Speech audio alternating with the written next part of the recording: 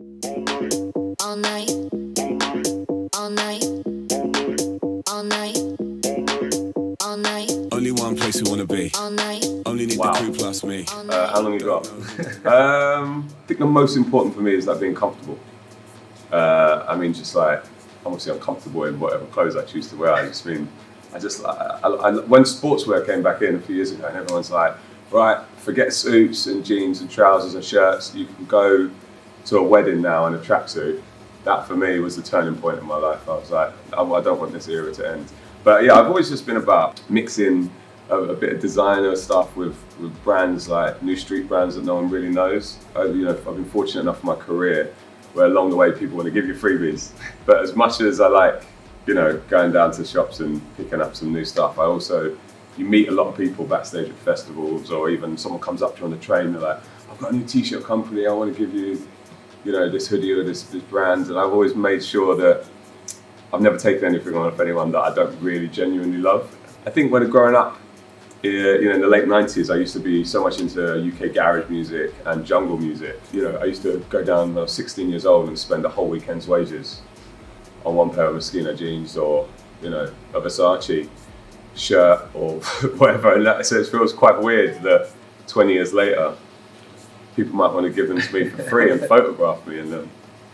I don't sleep, I don't stop, I don't stop, I don't stop. When I first got into this music industry, I was probably 21, 22, and I had no money. So I was kind of like, the only way I suppose could have looked any different was to go down to a local charity shop, but that wasn't really my thing. So I kind of like wore whatever sort of came to me at the time. And it's only over a period of time you sort of get the confidence and to discover and decide what actually suits you. And I think at school I never really felt like I fitted in anywhere. I went to a school in South London, so naturally there was a lot of streetwear and brands that everyone was into. But because I liked grunge and I loved Nirvana as much as I loved, garage music and UK hip hop, I was always like this big mashup of styles. And I suppose my music's always been like a mashup of styles. It's electronic music, but I sing and I rap, but my singing style is sometimes a bit more bluesy.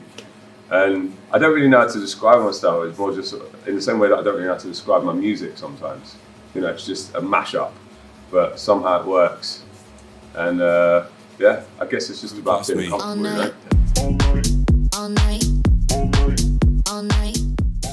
Yeah, I mean, to be honest, it's like every 2 or 3 years I go look back on the last 2 or 3 years and go, what the hell was I doing? But I think that's one of the beauties of fashion, I mean, when I was doing my second album, when I signed to Ministry of Sound, when I had my first big hit, the Kickstarts, the natural thing when you go and sign to a label is they're like, the marketing team are like, let's get a stylist in.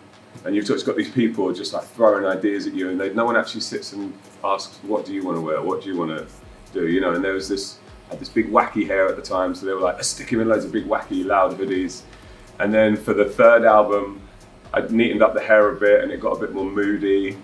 And then they were just like, I was just wearing black all the time. Just head to toe in black on my arena tours because I was playing with a band. And I think secretly I was living out my sort of 16-year-old dream of being in a rock or grunge band. And then, I don't know, in more recent years, since I've kind of left the major label system, I just kind of, like I say, I love wearing statement pieces but comfortable bits, And it's also great living between Australia and London, is getting to enjoy such a mix of different styles, because I go to Sydney and Brisbane and Melbourne and find these brands that no one else knows about and then bring them back here and everyone's like, what's that? And then likewise, I wear a lot of stuff that I bought in London and everyone in Brisbane thinks that you really stand out. Oh, here we go, stand out. Just said by accident. Done. Stand out. All night, all night. Yeah. So, we recently moved to Australia, my wife and I. And when we moved to our new home, because I'm still coming back and forth all the time, because most of my work's over here in Europe. When we moved over there, my wife, I think, had 16 boxes, just of like big boxes, not like big boxes. And, I was kind of poking fun at her a bit. And then my mum, who had just reminded my missus and myself that she'd help me move houses in London, and I'd taken up every wardrobe in the main bedroom and the spare bedroom entirely with my clothes, and then I realised I had a tracksuit covered. And some of them are like kind of like classics, which I've had for, you know, I've got old Puma bits and old Adidas bits and all sorts that I've had. Like, I remember when I first got into the music industry, and I shot a music video maybe back in like 2006, and I just couldn't believe that someone wanted to give me a free tracksuit. And because it was quite iconic in the video at the time, I've held on to it. And there's other bits and pieces that come and go, and friends and family come around, and I like to, you know, treat people with a free gift. I like to pass on trainers. You know, at one point I had 350 pairs of trainers. I think I've probably got about 100 now. But yeah, even though I think I've reined it in a bit, I think it's still a bit of a problem. I think I should actually just do a big charity auction. Because the more I'm hearing this out loud now, it doesn't sound healthy, does it?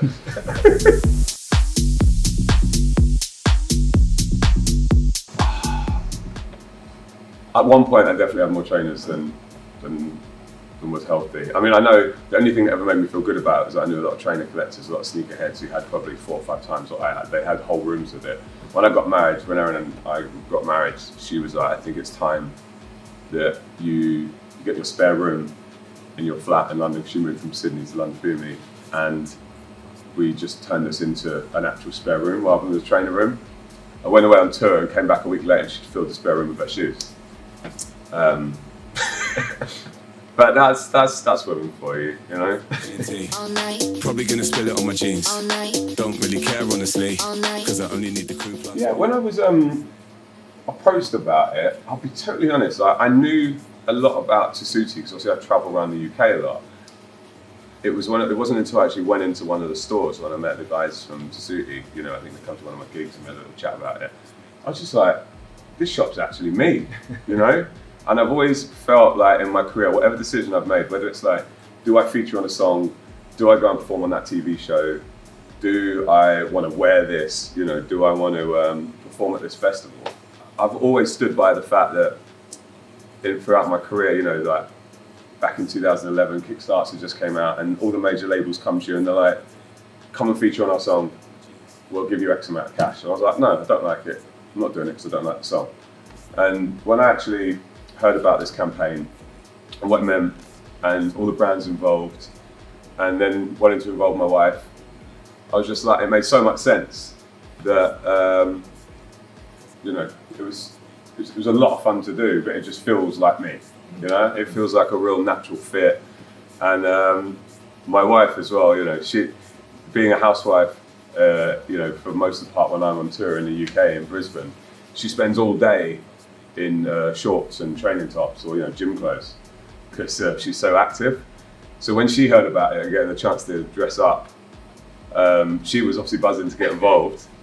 And but then I started to worry because I was like, okay, 1 in 20 of my pictures are going to be usable, and she's more like 19 out of 20.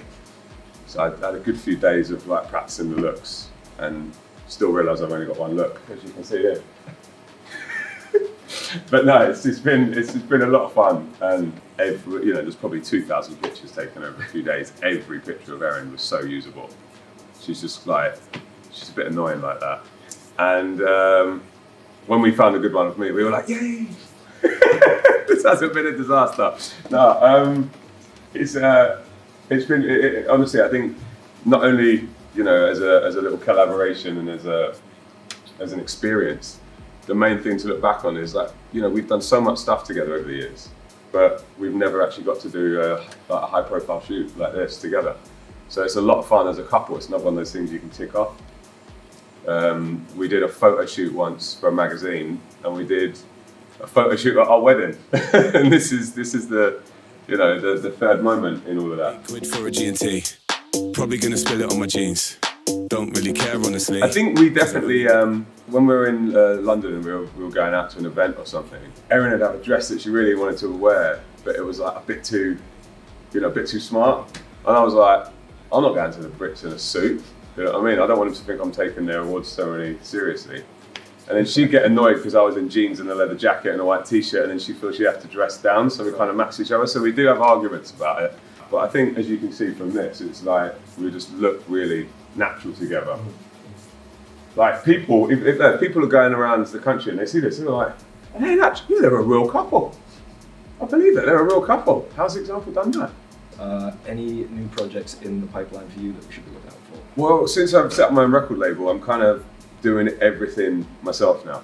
So, I think just after I met the guys from Tessuti, my new single had just come out. And I kind of suppose when you see the video to All Night, it's just my wife and I in our living room dancing, having a laugh. So I suppose that's kind of where you see that it's starting from. Like, we look natural together, we look at ease with one another. And this, in a way, we're using All Night on all the promo videos for this campaign. Yeah. This feels like the sort of extension of that single. I've got a new single coming out in a few months. I think the toughest thing for me now, and it's a good problem to have, is do I put Erin in every video or not? Because, the video's coming up to like 10 million views now. And the only worry I've got, and it's a good problem to have, is are they here for the music or are they here for my wife's ass? And I think it's a bit of both. But I put up the next video and are they going to be like, wait, where's his missus? All led us to here, and there's talks about doing more collaborations in the future with Tessuti, and I've just got a busy summer of festivals, but back and forth from Australia all summer because I just love jet lag. All night, Only need my crew plus me. all night, all night, all night, all night, Only need my crew plus me. all night.